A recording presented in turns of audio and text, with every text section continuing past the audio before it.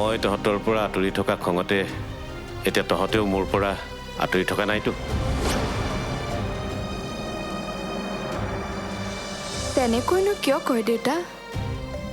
মাক বাপেকৰ পৰা আঁতৰি থাকিবলৈনো কাৰ মন যায় কওকচোন? তহঁতৰ পৰা আঁতৰি থাকিবলৈ মোৰো মন যোৱা নাছিলোঁ, কিন্তু কি কৰিবি, কামৰ হেঁচা। মই যেতিয়া ডিউটিত থাকোঁ তেতিয়া তহঁতৰ বয়সৰ ল'ৰা ছোৱালীবিলাক দেখিলে মোৰ তহঁতলৈ বৰকৈ মনত পৰিছিলোঁ। তুমি কিবা এটা কামত ব্যস্ত কৰাই দিবা দেউতাক। কিনো কাম কৰিবলৈ দিম কচোন? ঘৰখনত আছে কি কাম?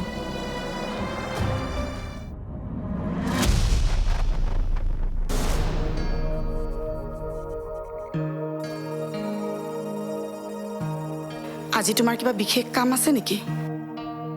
মোৰ চব কামেই স্পেচিয়েল। অদৰকাৰী কামত ঘূৰি ফুৰিবলৈ মোৰ সময় নাই বুজিছা। সেই মালাজনীক যে লগ পাইছিলা সেই দিনটো চাগে তোমাৰ কাৰণে স্পেচিয়েলে আছিলে। স্পেচিয়েলে হ'ব, নহ'লেতো তুমি অৰ্ডিনাৰী কামত টাইম লছ নকৰা।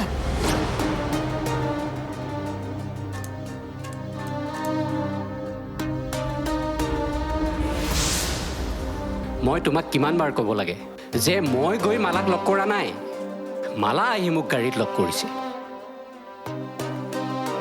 তুমি যে সেই ঠাইলৈ গৈছিলা মালাই কেনেকৈ গম পালে? তুমি মালাক লৈ ইমান ক্ৰেজি কিয় কোৱাচোন? মোৰ হাজবেণ্ডে আগৰ প্ৰেমিকাক লগ কৰিব আৰু মই? মালা মোৰ কোনো প্ৰেমিকা চেমিকা নহয়। মই তাইক মোৰ নিজৰ ভনী বুলি ভাবিছিলোঁ। এইবোৰ কথালৈ মোক সন্দেহ কৰি নাথাকিবা। তেন্তে তোমাৰ আৰু মালাৰ ৰিলেশ্যনক লৈ পদ্মপাণি পৰাশৰ কিয় ক্ৰেজি হৈছিল? কি কাৰণে তাইক ঘৰৰ পৰা উলিয়াই দিব খুজিছিল? কি কাৰণে মালাক লৰালৰিকৈ বিয়া দিবলগীয়া হ'ল? তোমাৰ দেখিছোঁ ভাল ইনফৰমেশ্যন আছে। মোৰ ইনফৰমেশ্যনো আছে আৰু সেই ঘৰখনত মোৰ ইনফৰ্মাৰো আছে। এতিয়াও আছেনে?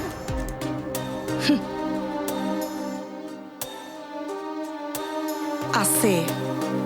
এতিয়াও সেইখন ঘৰত মোৰ ইনফৰ্মাৰ আছে। কোননো সেই ইনফৰ্মাৰ? সেইটো বাদ দিয়া। মই আজি তোমাক কি ইনফৰমেশ্যন দিব ওলাইছোঁ সেইটো নুসুধা নেকি? তোমাৰ পুৰণা ঘৰলৈ পদ্মপাণিৰ ডাঙৰ পুত্ৰ আহিছে। তোমাৰ দাদাক লগ কৰিবলৈ নোযোৱা নেকি? কাম নাই আৰু মোৰ।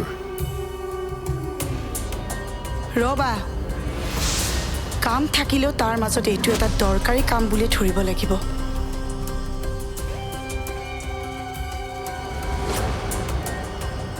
মই ভাবোঁ আজিৰ দিনটোত আটাইতকৈ স্পেচিয়েল কাম তোমাৰ এইটোৱে হ'ব। মই সেইখন ঘৰত আৰু ভৰি নিদিওঁ। এনেকৈ জেদ কৰি তোমাৰ অধিকাৰখিনি নেহেৰুৱাবা দেৱ। তুমি তালৈ যাবই লাগিব। গৈ তোমাৰ দাদা আৰু ভণ্টিক ক'ব লাগিব যে মা দেউতাৰ লগত তুমি আছা। তেওঁলোকে টেনশ্যন লোৱাৰ কোনো দৰকাৰ নাই আৰু এনেকৈ তেওঁলোক আহিও থাকিব নালাগে। মোৰ মগজু ঠিকে থকালৈকে মই সেইখন ঘৰত ভৰি নিদিওঁ। যাব লাগিব, কাৰণ যোৱাটোত আমাৰে স্বাৰ্থ আছে। তোমাৰ ওপৰত ভৰসা কৰি তেওঁলোকে ঘৰলৈ অহাটো বাদ দিব লাগিব। মোক সেইটো অনুৰোধ কৰি লাভ নাই, মই নাযাওঁ।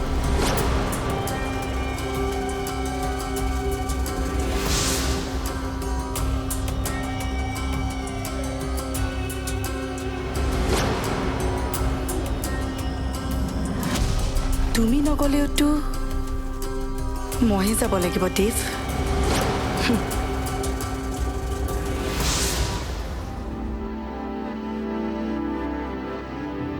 হ'ব দে, দুদিনৰ কাৰণে আহি এই মৰমবিলাক কিয় লগাও? বহুত দিনৰ মূৰত ঘৰখনলৈ আহোঁ যে, সেইকাৰণে যিমান পাৰোঁ মৰমখিনি একেবাৰে দি থৈ যাবলৈ মন যায়। এই মৰমবিলাকেই বৰ কষ্ট দিয়ে। গুচি যোৱাৰ পাছত মনত পৰি পৰি মনটো বেয়াহে লাগি থাকে। যাবতো লাগিবই দেউতা। যাবতো লাগিবই। মানুহ মানুহৰ জীৱনৰ পৰাই গুচি যায় সকলো মানুহ সকলো সম্পৰ্ক সকলো মৰম মাথো দুদিনৰ মাত্ৰ ঘৰখনৰ পৰা গুচি যোৱাৰ পাছত আমাৰো বহুত দুখ লাগি থাকে কেইবাদিনলৈ মনত পৰি থাকে আমাৰ মানে আৰু কাৰ কথা কৈছে মোৰ নিমিৰ আনকি দুবোৰো আপোনালোকলৈ মনত পৰি থাকে দুদিনমানতো কাৰো একো কৰিবলৈকে মন নাযায় দুদিনৰ পাছত সকলো স্বাভাৱিক হৈ যায় ঘৰখনতে থাকি নিজৰ কামবিলাক কৰিব পৰা হ'লে যি পাৰিলেহেঁতেন সি জানো থাকিল ঘৰত সিটো মোক আৰু মাৰক এৰি গুচিয়েই গ'ল আপুনি দেৱৰ কথা কৈছে সি ইচ্ছা কৰা হ'লে আমাৰ লগত থাকিব পাৰিলেহেঁতেন দেৱ গুচি যোৱাৰ বাবে আপোনাৰ অকণো দুখ নাই দেউতা দুখ নাই কিন্তু দুখ আছে দেৱ ঘৰখন এৰি গুচি যোৱাত মোৰ কোনো দুখ নাই কিন্তু সি এনেদৰে গুচি যোৱাত মোৰ দুখ আছে দুখ সি গুচি গ'ল যেতিয়া উপায়টো নাই কোনোবাই তাক কিবা ক'লে আৰু সি তাকে মানি জেদ ধৰি গুচি গ'ল তাৰ কথাখিনিক কিন্তু মই মিছা বুলি ক'ব নোৱাৰোঁ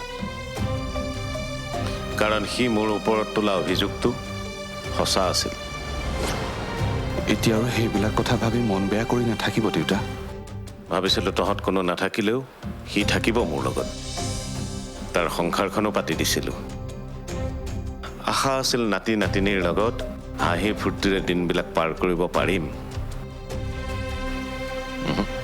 নাই চব মিছা সি একেবাৰে ইয়ালৈ নাহে নেকি তেওঁ যেতিয়া ইউনিফৰ্মযোৰ পিন্ধি লৈ ডিউটি যাম বুলি চিঞৰ বাখৰ লগাব গাড়ী সাজু কৰিবৰ কাৰণে টকৰুক হুলস্থুল লগাব মই কেনেকৈ শান্ত কৰোঁ ভাবিয়ে নাপাওঁ জানোনে দেউতাৰে যে কাকো চিনি নোপোৱা হৈ যায়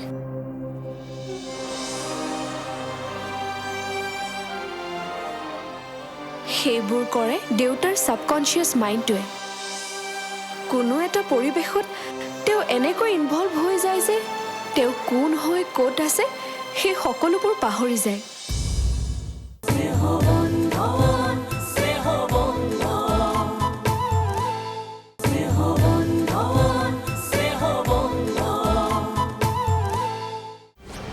লোকৰটো সদায় লোকৰে মই দেউতাৰক আগৰ পৰাই একেটা কথাকে সোঁৱৰাই থাকোঁ দেউতাৰেহে জানো ক'ৰ পৰা আনি মানুহবোৰ ঘৰত সোমোৱাইহি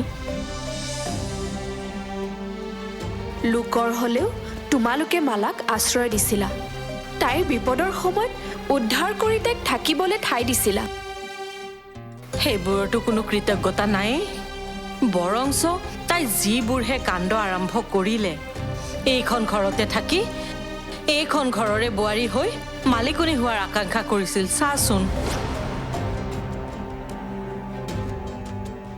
চবেইতো মাজুদাক এইখন ঘৰৰ ল'ৰা বুলিয়ে ভাবে মালাই বাৰু মাজুদাক ককায়েক বুলি ভাবিব নোৱাৰিলেনে দেউতাৰতো সেইটো কথাতে খং উঠিল ইমানখিনি সহায় কৰাৰ পাছত তাই নিজৰ ককায়েকটোকে বাৰু তেনেকৈ ভাবিব লাগেনে মাজুদাই তাইক একো এটা বেয়াকৈ কোৱা নাছিল সি জানো এইখন ঘৰক তাৰ নিজৰ ঘৰ বুলি ভাবিছিল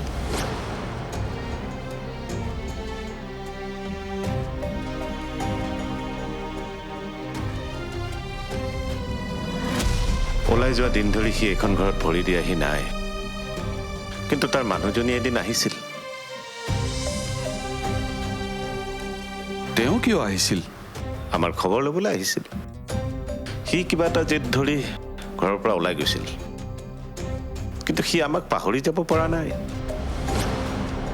আপুনি তাক লগ পাইছে নেকি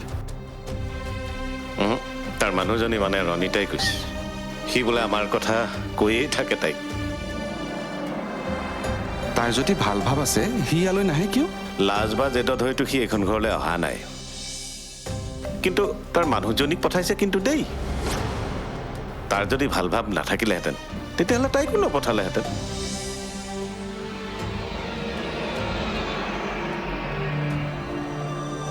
আচলতে দেউতাৰ একো বেমাৰেই হোৱা নাই তোমালোকে এনেই চিন্তা কৰি আছা তহঁতে দেউতাৰ আচল ৰূপটো দেখা নাই কাৰণে তেনেকে কৈছ কোনোবা সময়ত যিটো ৰূপ লয় নহয় আচল ৰূপ মানে দেউতাই তোমালোকৰ আগত কি ৰূপ দেখুৱায় কিবা ভাইলেন্স ক্ৰিয়েট কৰে নেকি মানে কিবা ভয়াৱহ ৰূপ লয় নেকি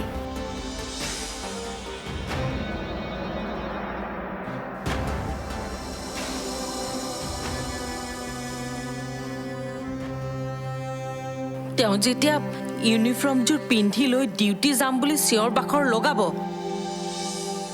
গাড়ী সাজু কৰিবৰ কাৰণে টকৰুক হুলস্থুল লগাব মই কেনেকৈ শান্ত কৰোঁ ভাবিয়ে নাপাওঁ জানোনে দেউতাৰে যে কাকো চিনি নোপোৱা হৈ যায়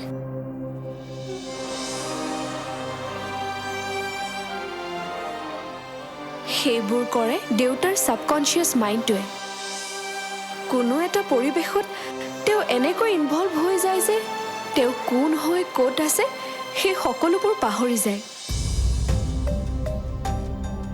তেতিয়া কিমান ভয় লাগে মইহে জানো ভয় নকৰিবা মা এই সময়ত তেওঁক মৰমেৰে মান্তি কৰাব লাগিব তোমাৰ বা টকৰুহঁতৰ ছাপোৰ্ট লাগিব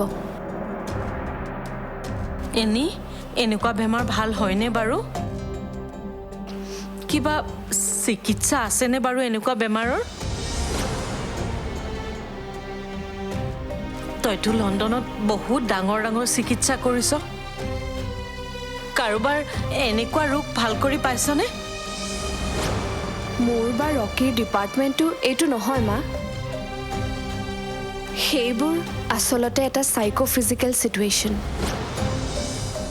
কিছুমান চাইক'লজিকেল কণ্ডিশ্যনে ফিজিকেল চিমটমছ দেখুৱায় মানুহৰ মানসিক চাপ বা দুখৰ বাবেও এনেকুৱা হ'ব পাৰে চাবলৈ গ'লে দুখ পাবলগীয়াটো একোৱেই নাই দেচোন আৰামত আছে ল'ৰা ছোৱালীৰ কাৰণে চিন্তা কৰিবলৈ একোৱেই নাই কিহৰনো মানসিক চাপটো হ'ব লাগে বাৰু ক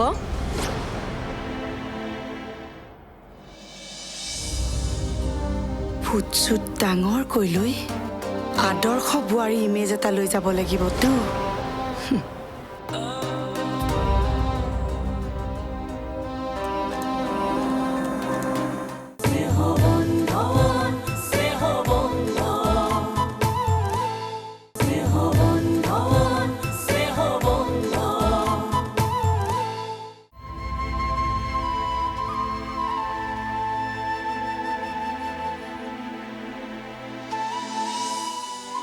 দেউতাই হয়তো মনে বিচৰা কিবা এটা পোৱা নাই মা দেউতাৰে যি বিচাৰিছে সেয়া দেখোন পাইছেই তহঁতক ভাল মানুহ কৰিব বিচাৰিছিল এটা ধুনীয়া ঘৰত থাকিব বিচাৰিছিল সেইবোৰতো নোপোৱাকৈ থকা নাই তথাপিও যেন দেউতাৰ মনটোৱে এতিয়াও সেই এৰি অহা দিনবোৰে বিচাৰি আছে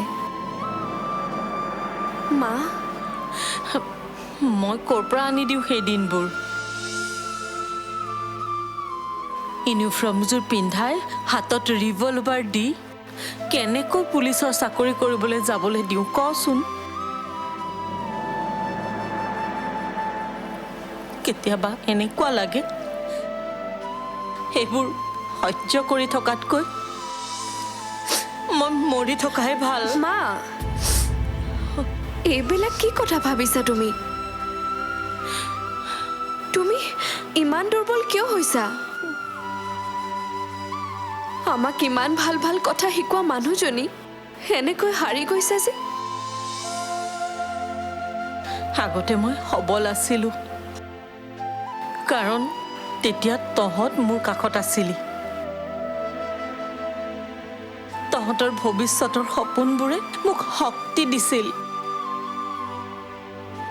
এতিয়া যে তহঁতবোৰো নাই তেন্তে ক'ৰ পৰা শক্তি পাওঁ আমি তোমাৰ লগত এতিয়াও আছো মা দূৰত আছো কিন্তু তোমাৰ আৰু দেউতাৰ পৰাতো আমি আঁতৰি যোৱা নাই আমি আছো মা সদায় আমাক পাবা।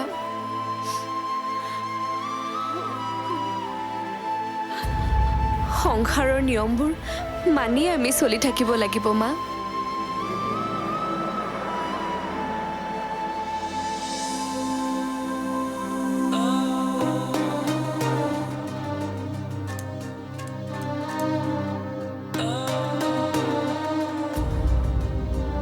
ফুট ডাঙৰ কৈ লৈ আদৰ্শ বোৱাৰী ইমেজ এটা লৈ যাব লাগিবতো।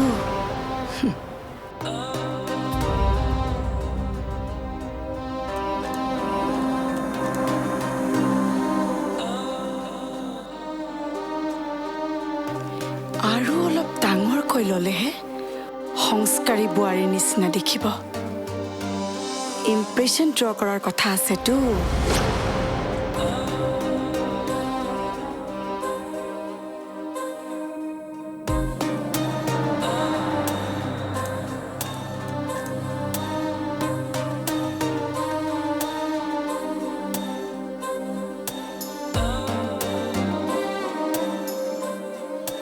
বেয়া দেখিছে নেকি? দেখিলেও দেখক,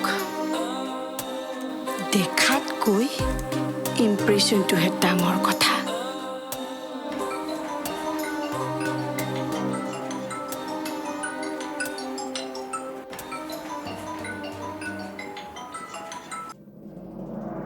ক'ত আছা তুমি?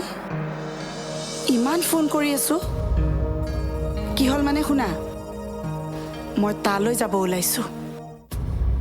আৰে বাবা, তোমাৰ পুৰণা ঘৰলৈ। তুমি মোক মানা কৰি একো লাভ নাই। মই তোমাক যাব কৈছিলোঁ, তুমি যেতিয়া নগ'লা মইতো তোমাৰ দায়িত্বটো পালন কৰিব লাগিবই। ৰ'বা, মোক এডভাইচ নিদিবা। তোমাতকৈ মোৰ আকাল বেছি আছে। নিজৰ পাব লগা প্ৰপাৰ্টি লোকক এৰি দিবলৈ মই তোমাৰ দৰে বুৰ্বক নহয় নহয়। You can't stop me, okay?